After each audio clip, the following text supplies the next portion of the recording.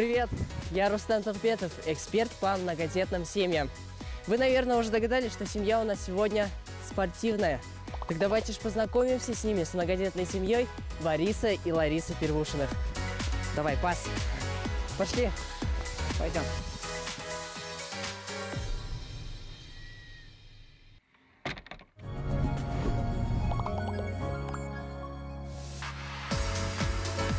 Я всегда мечтал жить в большой семье, даже завидовал одноклассникам, у которых несколько братьев или сестер. По-моему, много детей – это круто. Я, конечно, точно не знаю, зато уверен, что детей много не бывает. В этой передаче мы лично познакомимся с ребятами, чьи семьи считаются многодетными. Проведем с ними целый день. Зато какой! У нас по плану разговоры по душам, работа по дому, семейный ужин. Наш проект реально покажет, как живется моим сверстникам в многодетной семье. А за то, что наши герои пустили съемочную группу в своей семье, мы подарим каждому участнику фотоальбом. Они нам эмоции, а мы вам воспоминания. Мы с мужем познакомились, когда нам было 14 лет. Поехали на соревнования, на республиканские, Стерлитамак, что ли, вот я сейчас не помню уже. Мы в 9 классе учились, в разных школах. Мы друг друга не знали тогда. Поехали на соревнования, там познакомились. У нас тренер, который меня пригласил, его нас познакомили. Вот это Борис, там это Лариса. Ну, я не скажу, что я с первого взгляда влюбилась в него. Но через несколько дней как-то вот сидели вместе и, не знаю, случайно взглядами встретились, и меня как-то это проняло, что ли, и я влюбилась, можно сказать. Но не с первого взгляда, но со взгляда. И я не скажу, что Боря сразу влюбился, конечно, в меня, но со временем мы учились в разных школах. Потом я через какое-то время перешла в его школу, чтобы поближе быть. Мы занимались спортивным ориентированием, и благодаря этому спорту мы вместе. В этом году 22 года, как мы поженились, как семью создали. За 22 года 9 детей. Если бы, например, мы где-то, это не в частном доме жили, бы где-то вот в многоэтажке, это было проблемно и для нас, и для соседей. В плане, например, даже куда-то выйти, погулять. А здесь у нас все это тишина и покой. То есть, старшие помогали, в принципе, хорошо помогают и до сих пор присматривают, то есть, за ними.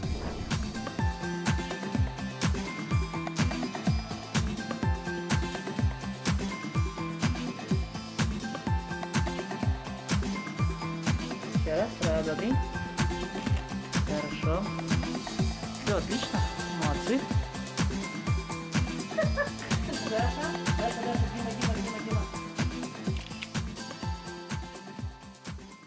Когда поженились, в принципе, мы не планировали, что у нас большая семья будет. Как обычно, мы думали, что у нас 2-3 детей будет. Таких не было планов детей нарожать там. Ну, сначала родился Илюша, потом второй сын, они погодки, у них разница 1 год и 9. И через какое-то время захотелось еще вот 3-го ребенка. Просто я сама, наверное, повзрослела немножко, мне уже 27 было. Хотелось вот ребенка маленького понянчить. Но у нас родился мальчик.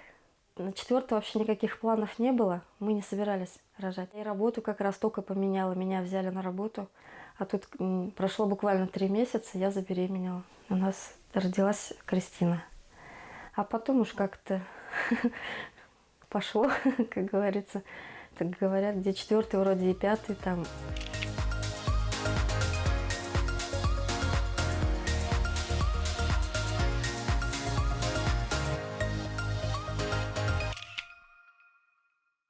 Илья, в семье ты самый старший. Каково это быть самым старшим? Много ли обязанностей на тебя возлагают родители? В принципе, не очень тяжело, как кажется.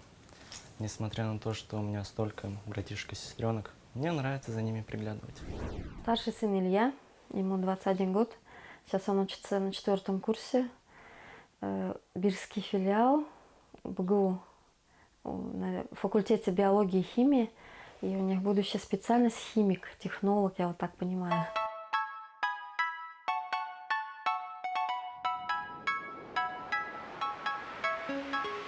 И второй сын тоже так же, Вячеслав, он учится на этом же факультете, только на год младше, на 3-м курсе. Надеемся, станут специалистами хорошими.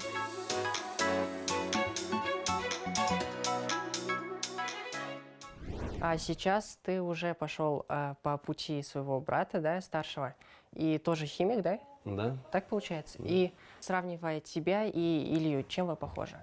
тем, что нам обоим нравится химия. Они поступили оба на бюджет и учатся хорошо, у них стипендия повышенная. Плюс они летом всегда работают проводниками. И за лето зарабатывают какие-то деньги, там что-то себе покупают, и одежду, и там технику какую-то там для учебы. Они еще в школе пытались там работать, как-то вот зарабатывать. И то, что вот сейчас учатся, они уже, я говорю, работают и обеспечивают себя. Года 3 или 4 назад у меня была мечта играть на фортепиано.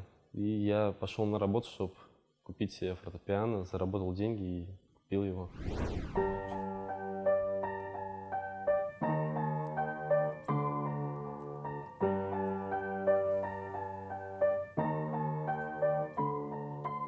Дети должны быть заняты обязательно, потому что если ребенок не занят, то он будет ерундой заниматься.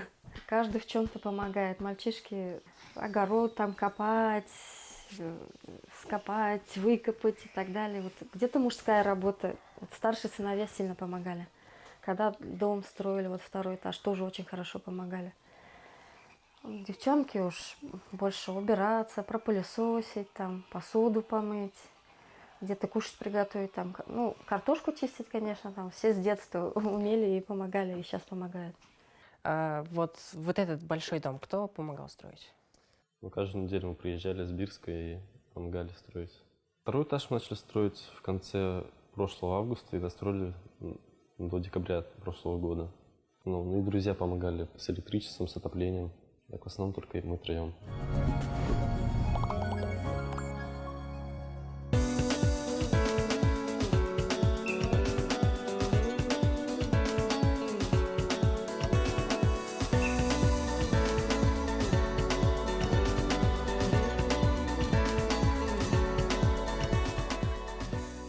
Всех детей мы отдавали на плавание обязательно в первую очередь, чтобы мы хотели, чтобы они умели плавать, умели на воде держаться. Хотели, чтобы спортом занимались, потому что спорт, он, во-первых, дисциплинирует в первую очередь, потому что надо заставлять себя ходить на тренировки, что-то там делать. Для нас вот спорт в жизни помог, он и физически как бы человека укрепляет, и духовно укрепляет человека. Поэтому как-то вопрос не стоял, чтобы дети не занимались спортом.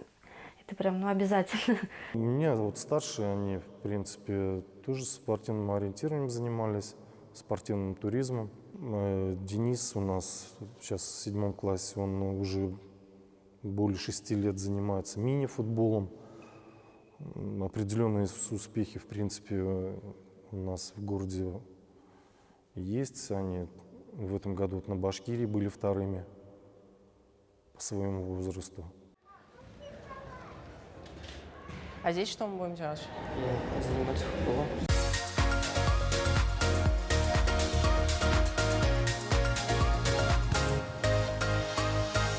А ты футболом сколько лет занимаешься? 4 года. Как часто в неделю?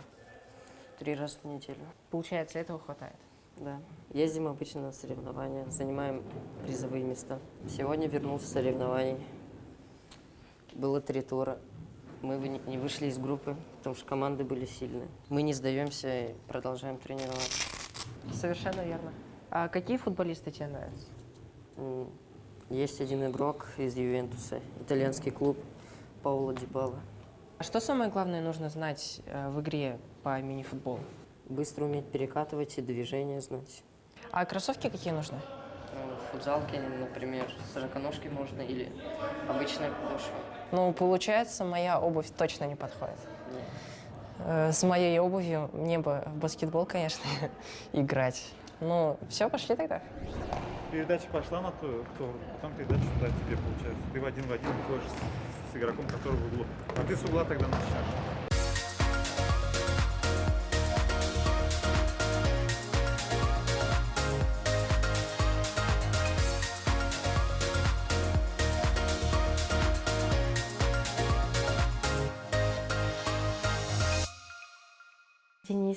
Денис, он сейчас в 8 классе учится, ему 14 лет. Ну, Денис подросток такой. Он у нас учился хорошо очень. До какого-то времени, до 5 класса, 6 класса немножко стал лениться. Может быть, вот чуть-чуть перерастет и поймет, что это ему нужно, и сам будет стараться учиться. Вот, ну, в принципе, Илюша Славик тоже так же. У них был период, когда и тройки были. Но потом они подтянулись, как бы, и ЕГЭ хорошо сдали. Вот надеюсь, что Денис тоже так не глупый мальчик. Все-таки будет стараться.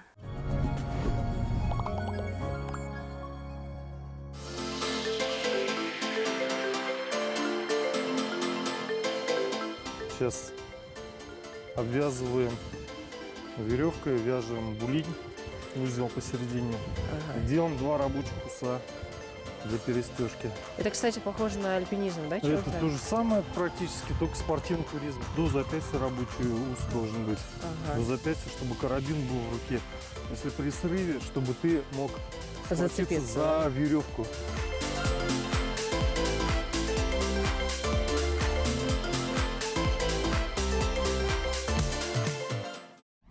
Я начал заниматься спортивным ориентированием 3 года назад. Меня позвал туда папа. Он начал меня учить, как читать карту, компасом пользоваться.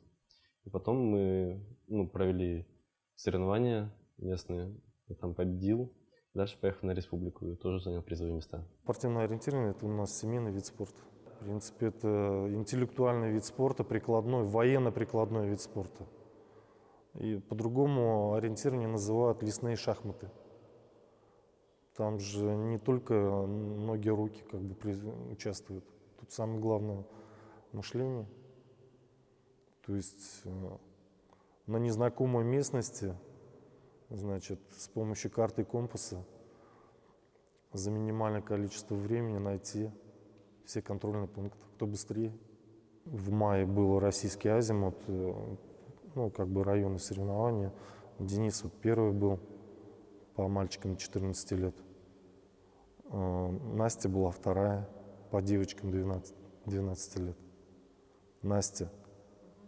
Ей 9 лет, она по девочкам 12 лет была. Ну, девочки тоже все равно сложнее, наверное, чем мальчики. После мальчиков было труднее. Характер все-таки у девочек как-то после мальчишек, ну, я бы сказала, сложный. Кристина у нас непростая такая вся. Она учится сейчас в 6 классе, ей 12 исполнилось. Ну, вот я сама в таком возрасте тоже не знала. Я еще в 9 классе не знала, кем я хочу быть.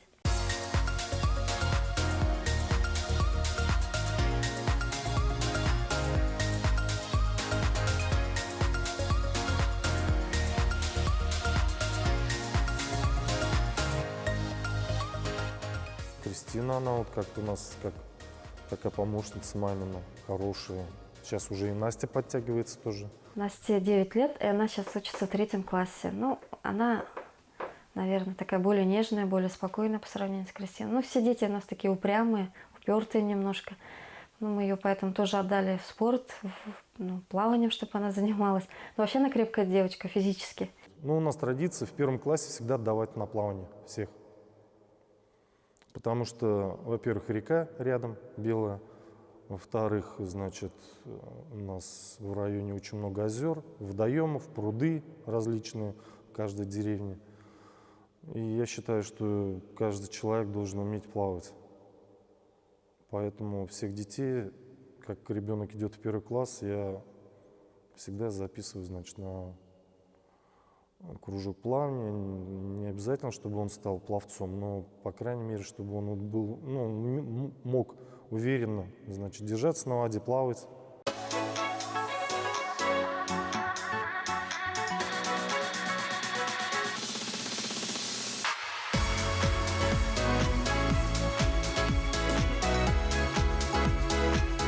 Настя, а ты долго занимаешься плаванием?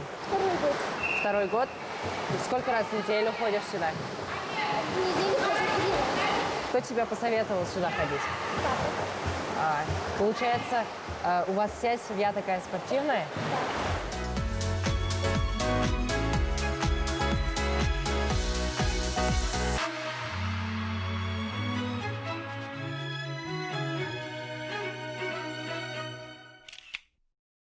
Потом у нас Дима. Диме 5 лет. Он ходит в садик.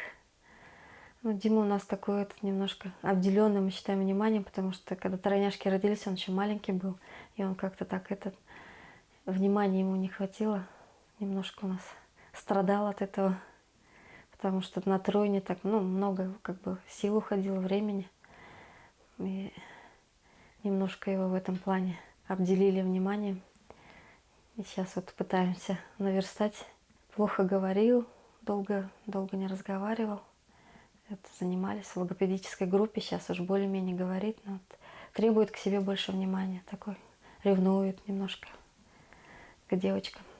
Я думаю, что все хорошо, он так, но не глупый мальчик, все вот любит и мозаику собирать, и конструктор собирать, но немножко так вот в поведении немножко такое прослеживается, что где-то ревность, где-то вот баловство такое, непослушание. Немножко вот с ним в этом плане сложно. Какой характер у вашей мамы? Добрая она или строгая? Я считаю, она очень добрая. Строгий у нас папа. Но кто-то в семье же должен быть строгим, потому что, ну, если каждый будет тянуть одеяло на себя, это же будет вообще очень такой бардак в семье. Но последнее слово всегда за ним остается, потому что он кормилец, он главный. Я миротворец, там как бы, как папа говорит, плохой полицейский, добрый полицейский. Я обычно добрый, я с детьми как бы стараюсь там общий язык находить, там сглаживать какие-то моменты. А папа, он строгий у нас. Он и учитель строгий, и папа строгий. Равняйся. Смирно. Здравствуйте. Вольно. Больно. Так, сегодня на уроке, значит, сдаем нормативы прыжки через скакалку за минуту времени. Юноши 100 раз на 3, 105 на 4, 115 на 5. Девушки 110 на 3, 115 на 4, 125 на 5. Напрягу. Во вход налево, шагом марш.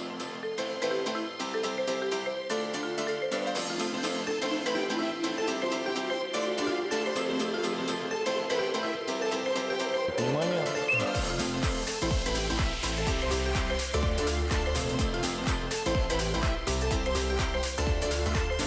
Равняйся. Смирно. До свидания. До свидания. Налево. На выход шагом марш.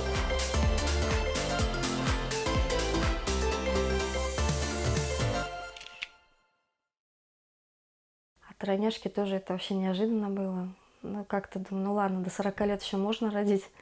Думаю, ладно, пусть будет 7-й ребенок. Но когда на первый УЗИ поехала, на УЗИ смотрит врач и говорит: а вы, говорит, знаете, что у вас их 3? Я говорю: нет. А вы, говорит, на УЗИ были? Я говорю: нет, первый раз. У вас, говорит, их 3, тройня. Я там вообще в шоке была. Мужу потом позвонила, я говорю: ты что делаешь? Говорю: стоишь, сидишь? Я говорю: сядь, если что. Я говорю: у нас, говорю, не 1 ребенок будет. Он говорит: а что, 2, что ли? Я говорю: нет, 3. Он говорит: шутишь? Я говорю: нет, если бы это шутка была. Сначала шок был, так это переваривала несколько дней. Но потом это успокоилась, приняла. Ну, и выносили, все хорошо.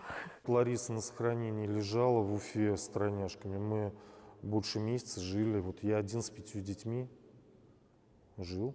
Мне приходилось, то есть, быть и на работе, и возить на кружки. То есть с утра в школу, значит, в обед забрать. Ну и с утра в детский сад, где мне 2 года было тогда еще. В садик, школа. Все, выжили как-то. Там похудел почти на 10 килограммов за месяц. Ты помнишь те времена, когда у вас родились тройняшки? Что ты испытывал в то время? Я заканчивал 11 класс, и вот в апреле они родились, и через месяц у меня уже были экзамены. Но так как они дети маленькие, они ночью всегда просыпались, и мне приходилось в час, в 2 ночи вставать и нянчиться с ними. Тройняшки, как думаешь, на кого больше похожи? Пока что сложно сказать, пока что на себя похоже. Сказать, что сложно было, наверное, просто привыкаешь. Вот когда есть тройня, всех вот кого знаю, тут самое главное режим дня, как-то во все это вот, в этот режим вклиниваешься, и все как бы идет нормально по накатанной. Не были капризными, не плакали, у них животики не болели. Ну, ночью просыпались, конечно, все. Это у меня самая главная мечта за эти годы — это выспаться, вот, потому что я уже больше 2,5 лет, наверное, чтобы не было такого, чтобы я всю ночь спала. Столько раз приходится ночью просыпаться, сложно. Даша, Ксюша, Лиза. А кто дал имена близняшкам? То есть тройняшкам даже? Имена дала мама. Папа давал имена всем детям до них. Мама дала имя тройняшкам.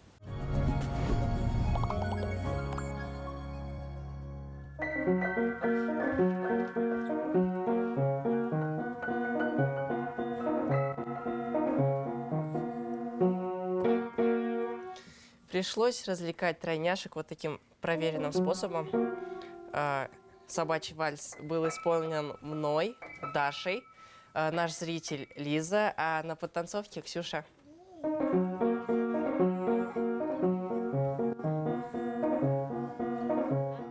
У каждого свой характер. Все подвижные. Огонь. Знак зодиака. Постоянно что-то делят. Каждый требует к себе внимания. Ну, перерастут сейчас пока вот как бы такой, наверное, период. Определенно надо перетерпеть это все. Потом, значит, немножко подрастут, уже более осознанно себя будут вести, я считаю. Кому сейчас легко, как говорится, да, сейчас в любых семьях, в принципе,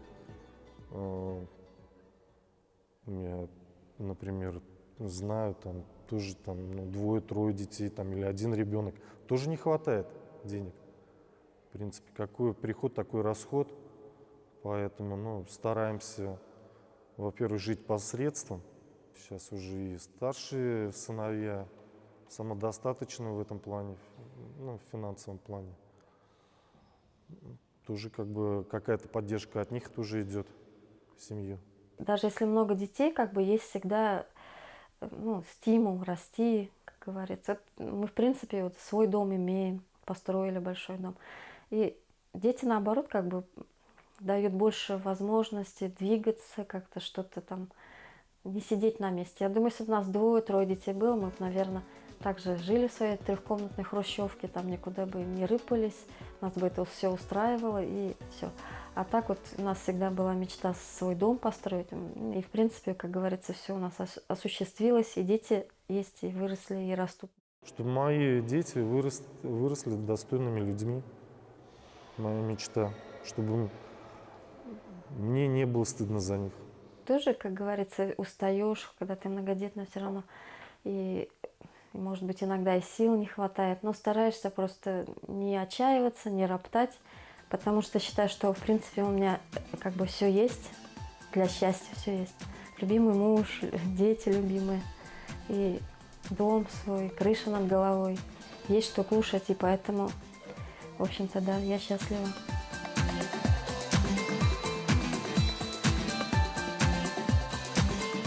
На улице уже стемнело, дети все хотят спать, но наш фотограф молодец, потому что в многодетной семье очень тяжело снять фотографию. То один глаза закроет, то один плакать начнет, поэтому стараемся и делаем удачные снимки.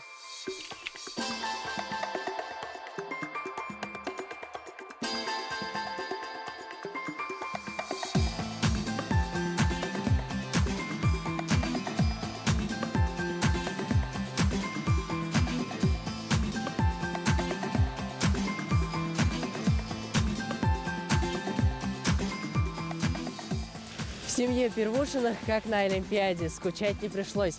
Теперь я точно сдам нормы ГТО на отлично. Ну а я, Рустем Тухбетов, прощаюсь с вами до встречи в еще одной многодетной семье. Пока!